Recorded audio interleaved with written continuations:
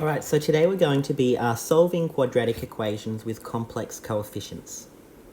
So we've done quite a few lessons on the zeros of polynomials, we've done some lessons on square rooting, complex numbers, we've had a look at things like the fundamental theorem of algebra and the conjugate root theorem. Now all of these examples have had coefficients that are real. So that means our coefficients are whole numbers, maybe decimals, perhaps they're irrational square root numbers, but we haven't seen any examples where the coefficients of our equations are complex or imaginary numbers. Now the conjugate root theorem tells us that the solutions to polynomial equations with real coefficients will occur in conjugate pairs. So if I had some sort of polynomial and one of the solutions was 1 plus 2i, if it had real coefficients, another solution would be 1 minus 2i. Now the reason that was useful is because it helped us understand helped us use the fundamental theorem of algebra. So if we had some sort of polynomial equation which was cubic and we knew one of its roots was complex, then we know that a corresponding root would have to be its conjugate, which would mean it would only have space for one more root, and it would have to be a real root because it can't have another imaginary root, because then it would have to have a pair, and then it would have 4 roots, which means it doesn't follow the fundamental theorem of algebra. But we can throw most of that out the window when we have complex coefficients. So let's recall how we square root complex numbers first of all, in general. So if z is a complex number a plus ib, then its square root will satisfy, its square root x plus iy will satisfy x squared minus y squared is equal to the real components of z, and 2xy is the imaginary components of z. So let's have a go first up of finding the square root of 3 plus 4i. So x squared minus y squared is equal to the real component of 3, and 2xy is equal to the imaginary component of 4. So here we've got two equations. Let's solve one of them for y. So y is going to equal 2 on x. And if we substitute that back into our original equation, we're going to have x squared minus 4 on x squared if we square that y, and that's equal to 3. Now if we have a go at multiplying up our x, we can have x to the power of 4 minus 3x squared minus 4 equals 0. So that's by timesing the x squared up both to the x squared and to the 3, and then minusing the 3x squared over just all in one step. Again, you can take 2 steps for that if you would like. Now let's have a go at using the quadratic formula. We might want to do a u substitution, so let's u equal x squared. So that would mean x squared minus 3x minus 4 equals 0. So using the quadratic formula, u rather, I meant to write u down here, sorry, not x. U squared minus 3u, using the quadratic formula, u is going to equal 3 plus or minus the square root of 3 squared minus 4 times minus 4, which is 25. Square root that, we get 5 over 2. So u is going to equal 3 plus 5 on 2, which is 4, or 3 minus 5 on 2, which is minus 1. But we did say u was equal to x squared, so that means x squared is equal to 4 or minus 1, which means x is plus or minus 2. Remember, when we're taking the square root of complex numbers and we're solving these two equations, we cannot have imaginary solutions to those two equations. Only real solutions. We will add the I back in when we find the coefficient for I, or we find our y value. So if x is plus or minus 2, we also know that y is equal to 2 on x. So that means y is equal to plus or minus 1. So therefore my square root is plus or minus 2 plus I. Okay. Now this process will always work. However, sometimes when we have complex coefficients, it gets quite complicated. Now the textbook's way of one of the textbooks we use way of doing this is I don't really like it. So this method is the one I learnt in school, and it's from another textbook by a man named Steve Howard. It's a very good textbook, and he does this solution, which I prefer much better. So this is used mostly to solve quadratic equations with complex coefficients. However, it will work for taking the square root of all numbers. So for some complex number z, its square root follows a is the square root of the magnitude of z plus the real component of z on 2. And b is plus or minus times by the sign of the imaginary component, or the sign of y, is the square root of the magnitude of z minus the real component of z on 2. And that's for some complex number z is x plus iy. Right. So this method will always work even on the easiest square root problems that we've seen before. So we're going to have a go at finding the square root of 5 plus 12i using this new method. So let's have a go. What is the magnitude of this complex number? Well, it's going to be 5 squared plus 12 squared, and we square root 169, we get 13. So a is going to equal the square root of the magnitude of z, which is 13, plus the real component of z on 5 on 2, which is equal to 13 plus 5 is 18, divided by 2 is 9. So the square root of 9, and we get plus or minus 3. Okay, now b is going to equal plus or minus. Now the sign of y is positive, so the sign of this term here is positive. So the sign of y is positive, and that doesn't really affect our plus or minus at all.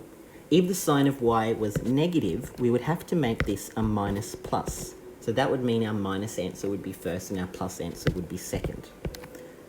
So we've got the square root. Now the real component of, the magnitude of z we already figured out was 13, minus the real component of 5 on 2.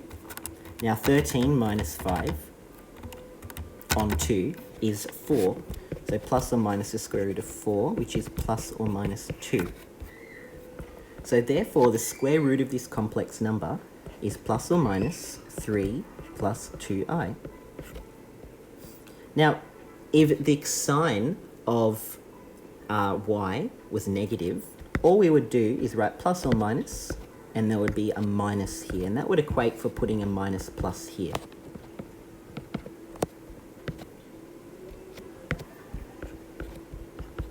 Okay.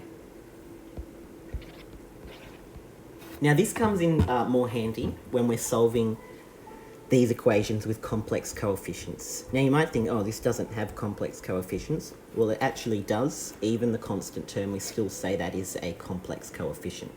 So let's have a go at solving this equation here.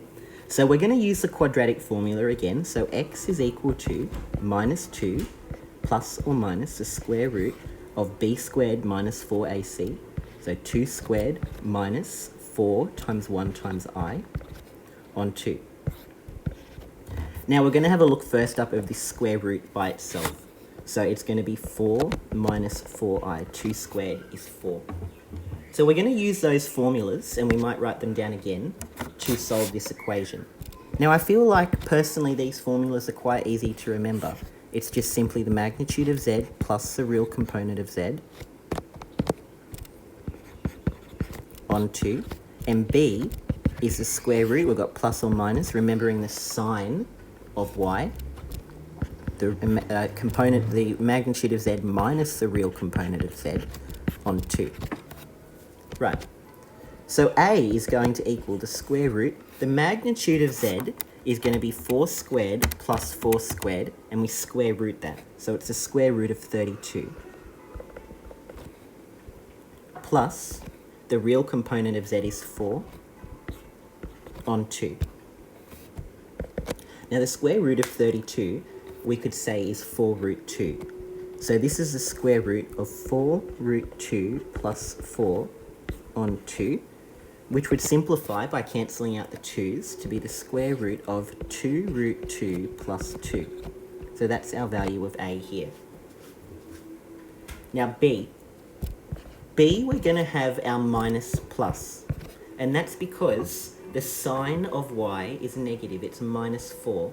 So we're going to have to change it to a minus plus, which means the positive solution, because that's also a plus or minus here with a, the positive solution of a corresponds to the negative solution of b. In the previous example, the positive solution of a corresponded to the positive solution of b, and the negative solution of a corresponded to the negative solution of b. But here it's the opposite way round. Positive goes with negative and negative goes with positive.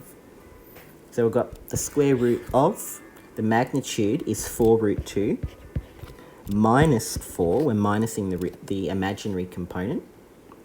And here actually, sorry, we're minusing the real component over 2. Now that's going to be simplified to minus plus the square root of 2 root 2 minus 2. So therefore the square root of this complex number, the square root of 4 minus 4i, is equal to plus or minus the square root of 2 root 2 plus 2 minus the square root of 2 root 2 minus 2i. So we can see when we've got our minus plus for our b, it just means that there's a minus here instead of a plus, and we've got to make sure I put our plus or minus out the front. So we've still got to put that back into our quadratic formula. So x is equal to minus 2 plus or minus. We're going to put that whole thing in there. The square root of 2 root 2 plus 2 minus square root of 2 root 2 minus 2i. No, I goes out there. On 2. And we're done. That's the solution to that equation.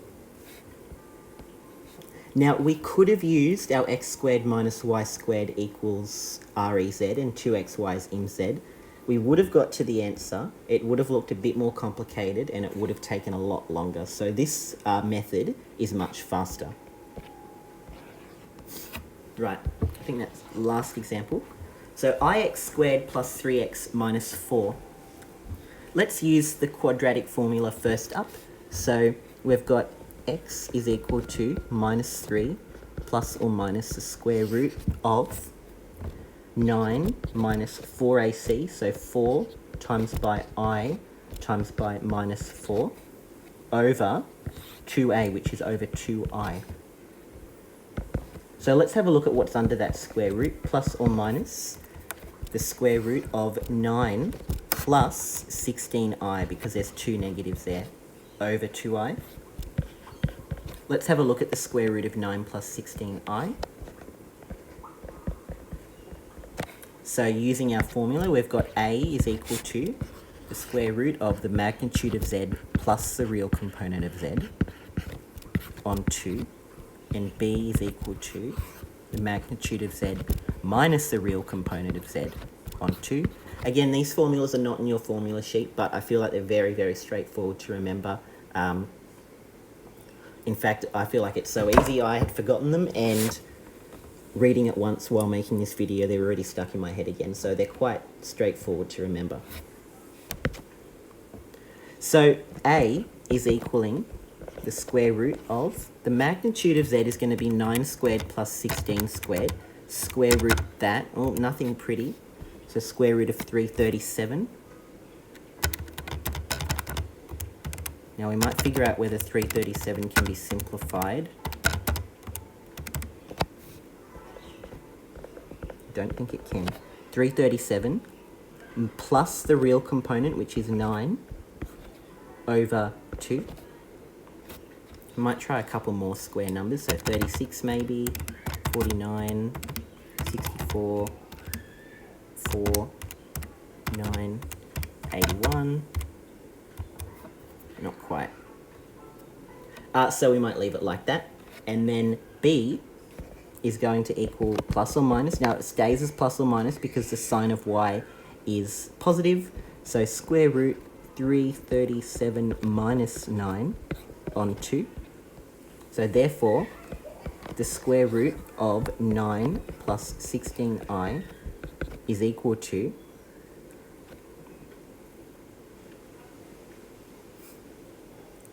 this is equal to the square root of 337 plus 9 on 2 plus or minus the square root of 337 minus 9 on 2i. Then quickly putting that in our formula. I think I've lost something here. Putting that into our original quadratic formula, we're going to go x is equal to minus 3 plus or minus the square root of 337 plus 9 on 2 plus or minus the square root of 337 minus 9 on 2i all over 2i. And that's our solution there. Alright, hope that makes sense. Thanks for watching.